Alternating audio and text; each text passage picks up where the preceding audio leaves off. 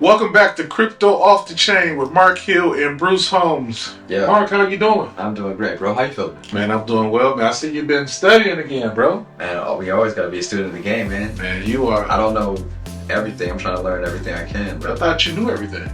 Nah, man, nobody does. It seems like you do. Nah. Every single time I talk to you, man, you tell me, you teach me something different. I learned a lot from you too. Yeah, You actually taught me how to play with house money, which is like the big thing. Well, man, I just wanted to get you started, man, but I didn't know you were gonna overtake me. Yeah, I didn't overtake you at all. Can we talk about a couple of things? The first one is like house money. Like what is house money? Can you explain that to everybody and like when we're talking? Because people are just like, what the hell are they talking about? Well, house money is your initial investment. So when you put money into a particular stock and that stock increases, you want to take your initial investment out of that stock. So if your initial investment was $3,500, the stock goes to $5,000, take half out. If it goes to $10,000, you take all of it out. And now you don't have to worry about losing money, because when the stock goes up, you make money. When the stock goes down, you really don't lose money because it wasn't your money initially. It's not your money until you sell the stock. So that's what we mean when we talk about house money. Yeah, and I didn't do that. Just for the record, like a lot of new investors, I didn't do that. I literally, we were talking about this on the other episode. Like that's how I came. I had lost basically 40,000 in value, right? I mean, it's still. You got crushed. Yeah, I got crushed. Yeah, been there. And that was a part of the. Yeah, I mean that's what happens. And it's a part of the reason I talked about this actually in the crypto playbook. So, like, I was talking about that experience, like, and that's what part of what made me write it, because I did some things right. I did it with like Sandbox, where I saw it go from, 75 cents to $8. I took some profits out and I invested in other projects, but I should have taken all my initial investment out, and then I could still took some profit and did that. But I kept the rest of my stuff in, so it'll go back up. But I learned that, and I did put together a formula for that, where once it goes up by like 80%, you take out 70% of that profit. It's similar to the house money thing, but just in crypto, I changed it as opposed to like hitting the full amount, because we'll have days where a project will go up 80-90% in a day. Well, I'm a little different than you. Go ahead, talk about it. Well, I'm different because when I invest in a stock, I invest over the long haul, because I know you're gonna have ups and downs. And I've learned that over the years. I mean, there are a number of stocks that I've purchased in the past, and I purchased them under $10 a share, held them for a few years, got frustrated, sold them, and now when I turn on the TV and I look, they're like $300-400 a share. All I had to do was stick in there. Yeah. So what I was talking about though was actually the house money rule, but it's just out of the profit. So my thing is always, and I talk about this in the book too, always we're playing a long-term game. So always But keep you like to short your position. Just if I'm playing, if I'm trading options. But I thought you were day trading too. But yeah, that's just options. And no, the only time I actually would ever short something is actually a stock. Because you told me you were short selling. I mean, not short selling, but you told me that you were day trading. Yeah. And I said, man, why are you day trading? I'm like, well, he's a smart guy. He can make it through, but if he loses, I'll be there ready to laugh at him. That's cool. Pat him on the back, say, hey, appreciate that. Hey man, I told you, but it's all good. Yeah. But on the day trading side, it's not crypto. So I'm not day trading crypto. It's literally just stock options, and I have the same 7 or 8 stocks that I trade all the time. You might be okay there. Yeah. But on crypto, it's all long-term investments. A straight Warren Buffett strategy. Buy something and just buy more and just hold it forever. When it does go up and it hits that threshold, so I can get out my initial investment, I take that initial out. But the rest, I'm going long-term. That's like. Is there a certain element or a certain type of crypto that you're concentrating on? Is it the Web3? Is it currency? Absolutely. Is it gaming? Which one motivates you the most?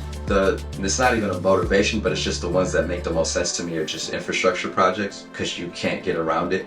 So an infrastructure project for me is like Chainlink, because it allows on and off chain data that talk to each other, which is like an infrastructure thing. Like for crypto to work, like we don't have a broken up internet. Like no one goes on to go like on Amazon and then you log off and get on a separate internet and then go to eBay, then get off a separate internet, go on another internet to get on Instagram. You don't do that. You use one internet.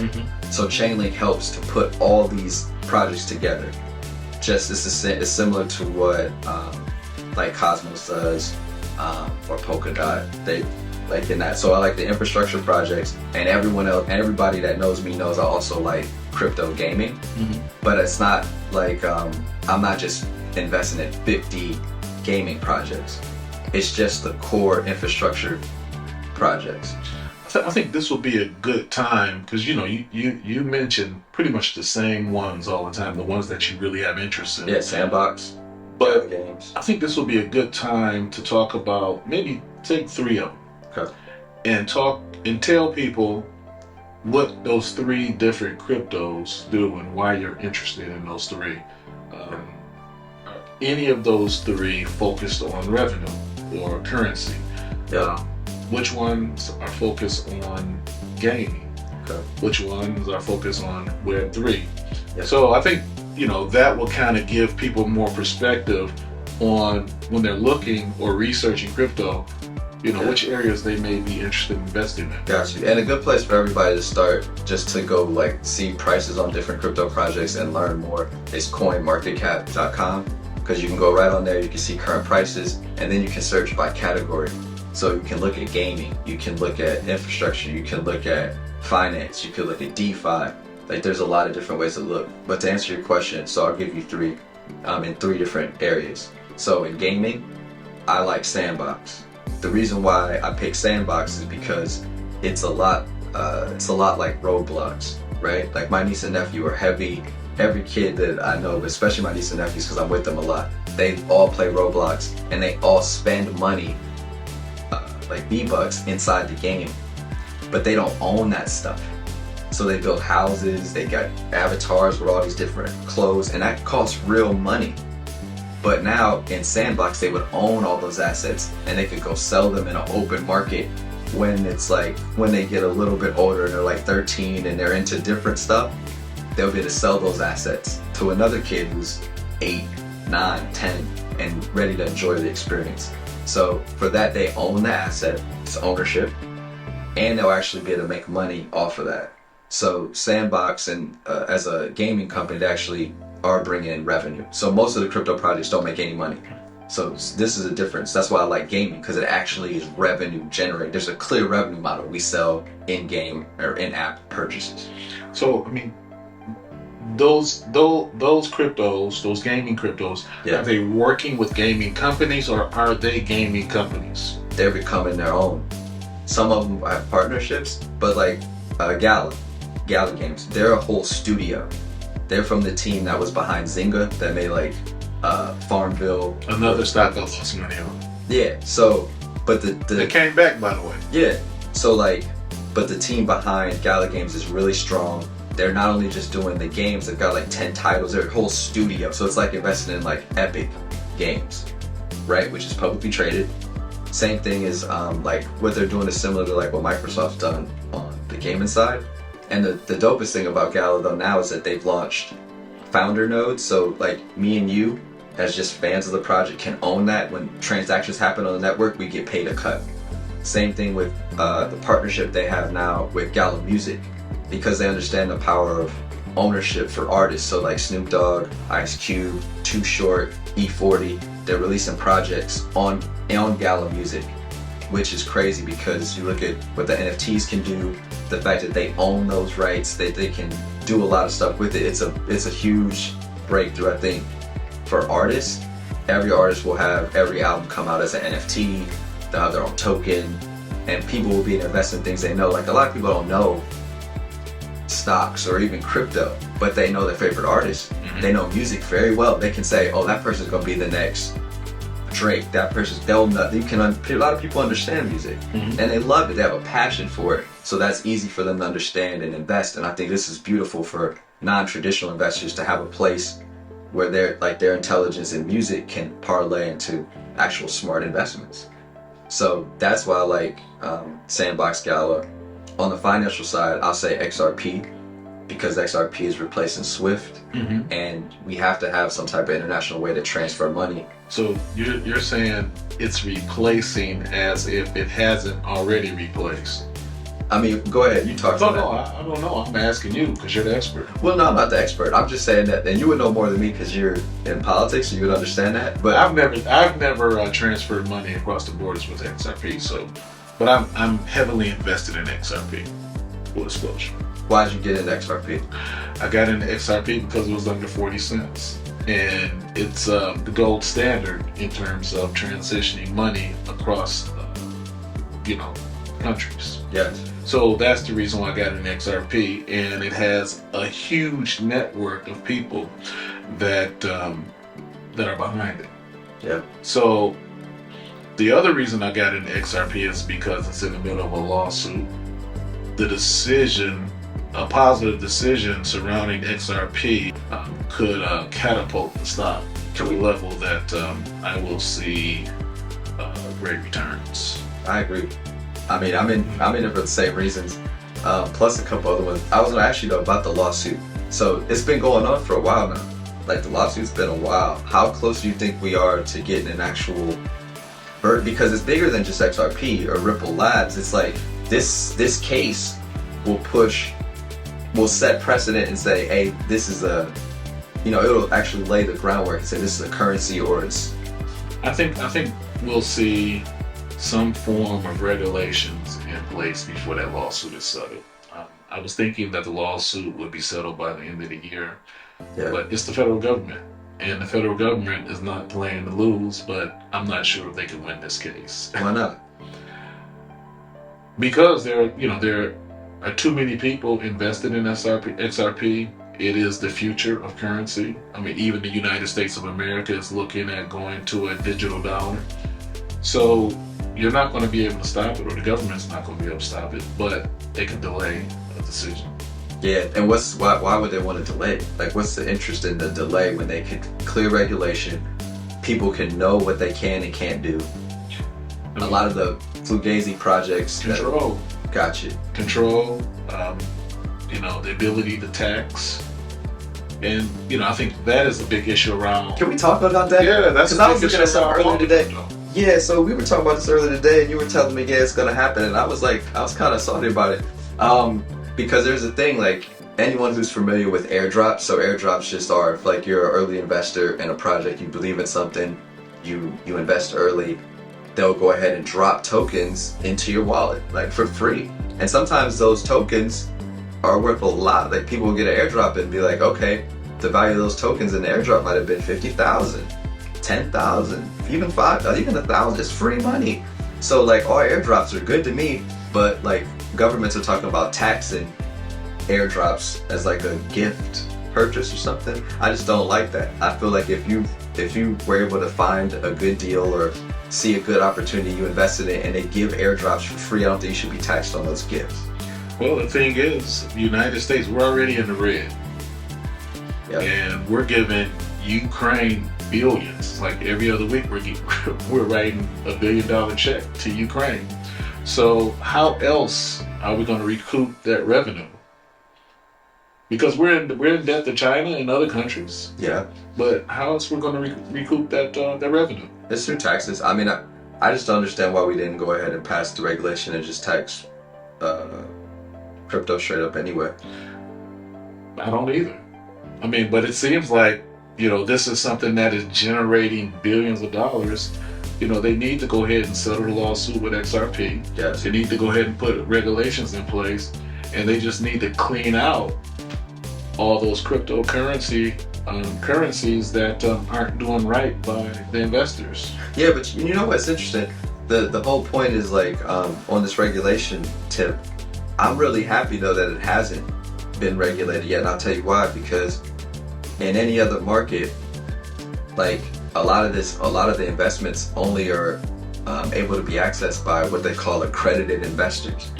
So like you gotta be worth you gotta be worth $1 million or make like 200,000 a year consecutively for like 2 or 3 years, and that ices out like 90% or more of Americans can't invest in the same thing as someone that they can pull up to a stoplight can just because they got more money. I think that's terrible. I think there should be no laws. If you're just smart but you make 100,000 a year, but you don't have $1 million worth, that doesn't mean you're an idiot and don't know a good deal. But you're more than free to go to Vegas and blow whatever money you want.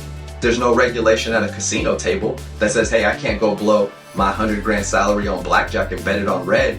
But if I go say, hey, I want to put that 100 grand and invest it into an early technology company, no, you can't do that because you're not accredited. It's basically icing out people from being able to come up in America, and that's completely opposite of the whole American dream. Yeah, that's actually a great point, but I'm talking about from the perspective of protecting the consumer. I don't believe that. I don't think the government cares about protecting the citizens financially. If they did, but the citizens care. I don't. My thing is, government gets as much protection as the New York Mafia does, because it's protection as long as you stay in your lane. And like, it's not. You just said that you wanted the institutions to come in. I want institutions to come in because that's they're going to write the regulations. But the institutions are going to pump up the price. Regulations. Look, this is crypto off the chain, so we keep it 100. I'm going to tell you what I really think. What I really think is that the only reason I want the institutions to come in is because it's going to push the price of Bitcoin up. Once it pushes the price of Bitcoin up, because the majority of the institutions aren't going to be playing these random projects. They write the regulations. I'm sure, of course they do. So if they write the regulations, they're going to keep the little man out. That's what you just talked about. You can't have it both ways. My thing is this: we need the institutions to push the price up. But the beautiful part about crypto is anybody right now, right? You don't have to be accredited. Like, you can go invest and pile and put any money you make, $50. So how do we get in and assist the lobbyists from keeping keeping the regulations straight, where people like me and you can stay in the game? I think on the lobbying side, we need to lobby to remove the accredited investor credential. That's it, because everything else is fine. Like, We'll send you up there. I'm not a lobbyist, but I can just fight. I could fight for the voice of like the people's investor. Can you do it on crypto off the chain? Of course, because I think it's the same thing that even and rest in peace Nipsey Hussle is something that he was really into. He saw the value in it and what it represented for ownership for those who never had access to these type of investments, something he advocated for prior to his death. And I think he was so far ahead in seeing that. He really understood that, because it's like, oh, now a kid from Compton or Crenshaw, he's not an accredited investor, but he ran up a couple bands in the street and he can go put it in Bitcoin and start to change the direction, not for himself, but for his whole family tree, which has never been possible in the black community prior to, at least in the technology space, because to be an investor at like a venture capital fund, they're not calling black people to be investors because we didn't have the access cash to say, hey, I can put up $100,000 and forget about it for 7 years and give it to Andreessen Horowitz. But now you can put $1,000 into Bitcoin or $1,000 in the sandbox and not have to be accredited to be an investor. So given that before the show started, you were talking about these guys that have been taking advantage of crypto investors. Yeah. So yeah, like what do you have against them? Well, here's what I have against them. I mean, like, they're free. It's not regulated. It's not regulated, but what I'm saying is there's no transparency. We know that, but we jump into the game. But the whole point of crypto is to be transparent, because you can see every single transaction on the blockchain. But what they're really doing is just hyping up the protocol, running the bag up, and then taking the money, and then letting the project fall flat apart. Right? It's a pump and dump, and it's happening and sometimes at a slow, what they call a slow rug pull, and sometimes it just happens really fast, like Squid Games or some of these other rug pulls. Give us an example. I mean, the biggest one that everyone's talking about recently is Terra Luna. So like Doquan. The one you told me about. Well, I told you about the protocol, but I never. But you told me about Terra, like you wanted me to invest in it. Now you're telling me that you didn't invest in it. Nah, it's not. I don't think it was Terra you were talking about. I think we're talking about something different. Man, because anything that it's difficult to forget Terra. Well, no, I get that, but I've never invested any money in Terra. When I called, I think you were just trying to see what what it would do under under my dollar.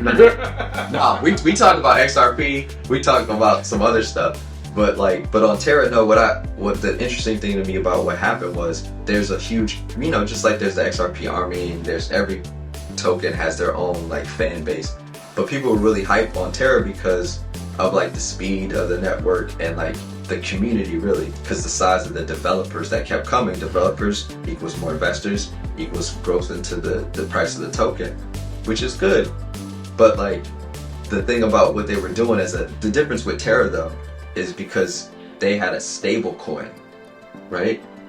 That's What's the difference? So like the difference is the stable coin is supposed to stay pegged, right, to the dollar. Most of these are supposed to stay pegged to the US dollar. But the way that they were able to do that is basically on the back end, they're fronting money or loaning money at interest to other protocols. So stablecoin is a currency. Well, stablecoin is supposed to be stable. It's supposed to be a peg to the US dollar. That way, instead of the price going up and down, just like all crypto projects, it's supposed to stay flat. That way you could just park your money like USDC, which is a stable coin, right? But it's backed by actual paper assets, right? But this is algorithmic, so it just means like they're running some type of formula and we don't know what the hell that formula is. It's like Google's algorithm, like no one knows what the hell it is, and they change it when they want. Same thing with Terra, right? That's the scary part, is that it's just up to one guy. If Do Kwon's like, yo, I want to switch this, it could break the whole network, and that happened. But people lost their life savings putting their money in it. Now, first of all, as an investor, you can't put a life savings amount into one project. Like, you're gonna have to spread it out. So if you got $1,000, don't put it all in one. You might as well just spread it up into like 4 or 5 projects and just put like 200 in each, because the likelihood of something going down is very high. We're investors, we're risk takers. We're betting. We're betting on the future is gonna be better than today. And sometimes the future's worse. So you said we were in depression. Yeah, you don't think so? I mean, you can't tell riding through Buckhead or riding through in Atlanta or in your neighborhood. They don't even try it. Like, y'all rich out here, so you can't judge it on that. But in general, yes. At the same time, like, you can drive through parts of Atlanta and it's like, and I'm just speaking about Atlanta because this is where we live at. But you can drive through certain parts and it's like a third world country. So I'm like, are we really? I was like looking at those areas. It looks like a depression. There's not too many places in the city of Atlanta that looks like a third world country anymore. Everything has been gentrified. Most of it. But there's some places, I mean, we can bring the cameras through if they want to see what's going on. Because there's a lot of, Atlanta's a rich place in general because there's so much money coming here. So like, but I'm saying, but other places, especially like even where I'm from in Ohio, like there's a lot of places that are just slowly like deteriorating because there's no new jobs. All, like, especially where I'm from in Canton, it's a factory city. So all those factory jobs have disappeared. That's why they're all moving to them. That's where they're all moving here. So tell me, there was a crypto that was hot, man, about a year and a half ago. Okay. Deutsche Coin. Yes. Where is that at now? I think it's still in the top. I think it's still in the top like 25 cryptos. And what's the price? I have to check, to be honest. 2 cents. I don't know. I've never invested in Doge. Okay. Why? That's all you saw for a while. I talked about this in the crypto playbook too. It's community based, because in crypto, the beautiful thing about it is that the projects aren't just necessarily like a currency. It's a way to organize a community. So it's just people who believed in this coin, and it's not. I don't think it's people really caring about the dog on the coin. It's just people can come together and form a community around everything. That's why I think Mark Cuban was smart for saying we accept Dogecoin at Mavs games for like merch. That's the reason why. Tickets. Yeah, because it's, and then like movie theaters are accepting it now. AMC said we'll take Dogecoin for payment. Yeah, he's probably out now. I don't know, but like I don't think he probably put much in it. He might put $500 in it. So, but the whole point is like he knows that there's a community and he can capture that entire community by accepting the currency. So just think about it, like crypto off the chain. What if we have a crypto off the chain coin, and to come to our events, you just have to have at least like 50 tokens or something, and that is your pass to get into these events. Is just being an owner in the community, and that's how you show that you're a part of the community, is by having ownership in the token. So you got this great idea, but we've never discussed it. We can have an event in the metaverse. Absolutely, we will. Well, let's do it. Let's do it. I think that's actually a good idea. We never talked about that. You're right. Let's talk about the metaverse. And this is a forever thing. I mean, to be honest though, I mean, people say the future. Yeah, but to be honest, no, I think it's the now. Well, it is the now, because you explained to me that people were actually buying property in the metaverse for millions of dollars. Yeah, in Sandbox and Decentraland, other platforms, people were buying plots. It's just, a way to capitalize on a specific community, because there's people that are playing. Think about this, right? I don't even like to say the metaverse like that, because we already live in it. Like, the metaverse to me is just... We live in the metaverse? We're already here, and I'll give you an explanation, and you'll say, oh, okay. So can I go to Europe in the metaverse right now? No. Can I play golf in the metaverse? No, this is what I mean. Can I go to the bank in the metaverse? Yes, but I'll explain what I mean. We're already in it. So like the metaverse isn't like a place or in a video game. It's just how people interact as a whole in this new internet connected world, right? Because when people get online, the first thing they usually do is go to like Instagram or Facebook. That's a metaverse. I'm gonna tell you where they go. And I just really got hip to it. TikTok. Yeah, of course. You know what? I didn't know anything about TikTok. I heard about it. I thought people were dancing on TikTok. But there is a lot of knowledge on TikTok. I had no idea. It's a ton. And the thing about it is like that's a metaverse. Anywhere where people are gathering and sharing information, we're already in the metaverse, because people live their lives digitally. Think about it. There's people who live their whole life for Instagram. Instagram is their metaverse. They spend time posting, sharing, commenting. They want people to love their Instagram personality, right? Because a lot of those people aren't the same person in real life when you meet them. But that's just their Instagram metaverse. It's their avatar.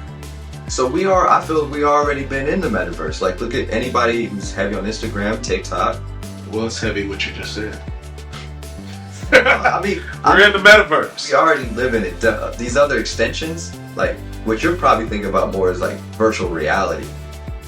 That's part of the metaverse. Yeah, but that's a whole nother level, because now you can have a full. But that's what you mean. Can I bank in the metaverse? You're like laughing at it, like, oh, I can't go to the bank in the metaverse. But in VR, you can.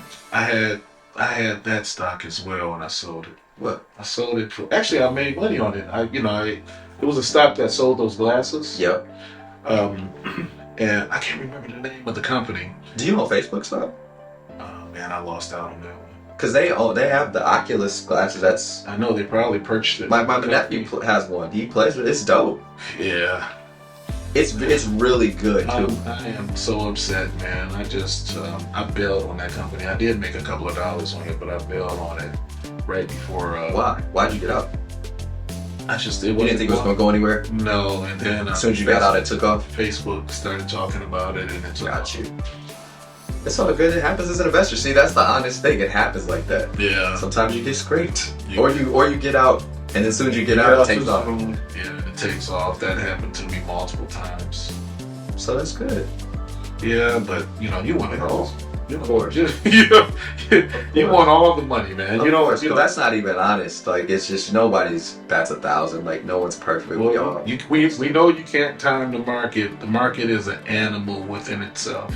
Yeah, and it's not our job to time the market. Our job is to say, hey, we're going to bet on this and just keep dollar cost averaging in. Be smart. Not do what I did initially. Make sure we take out our house money. Always. So that's like a rule I got to stick to. And well, one thing we haven't done, you've published a book. Yeah. Tell everybody what your book is about. The book's called The Crypto Playbook. It's available now, like on Gumroad, and we'll always have links to it in Gumroad. Gumroad. I mean, nobody's hurting that. It's a lot of people sell stuff on there. It's just an easy place for anyone who like publishes content or puts up content to Way out the loop, man. Yeah, but easy. You can just go to the cryptoplaybook.info and just get it there, and you'll be able to get it. It's media, my fault. But the reason I wrote the book was simple because me and my brother had started our own like family fund. We started investing, and we did some things really good, and we sucked at some things, which happened. And I learned so much that like I just wanted to start writing some points, and I had wrote like. I think I published 23 different research reports on different crypto projects on medium.com, and after each week we were dropping new research reports. And as I was like halfway through it, I was like, man, people could probably like benefit from like just learning more about this and like seeing the process that we went through, and they wouldn't have the mistakes that we made. Like I was like, man, if I had a tool or this book, I would be up way more than I am now, right? So that's when I started writing it, and it's like 25 chapters, and it's really a how-to guide. Like you'll keep it forever and just walk through it, and you can always refer to it because the points are just universal, and it just walks you through every single thing: how to search for a crypto coin, how to know if it's good or bad, what are airdrops, what is a rug pull, how do I know if I'm seeing a scam. There's so many, and throughout this podcast I will go chapter by chapter, and I'll just cover some key points because they're great talking points for us. But yeah, that's why I wrote it, and I'm extremely excited for people just to have it just to learn more, and I'd like their feedback on the workbook. But I thought there's like no real for dummies for crypto that talked about how to shop. Because at first I was shopping on price, which is not how you shop in crypto. You shop based on market cap, because the market cap is really what's going to drive the growth. So if I see something that's like the market cap's only like 2 to 3 million, but a lot of these bigger crypto projects, they're in the billions in market cap. If I catch it at like 2 or 3 million, or maybe even 10, I know that I have a likelihood to easily 10x to get to just 100 million, and then to 1 billion. Well, I made 1,000% of my money, or 1,000x on my money, which is ridiculous.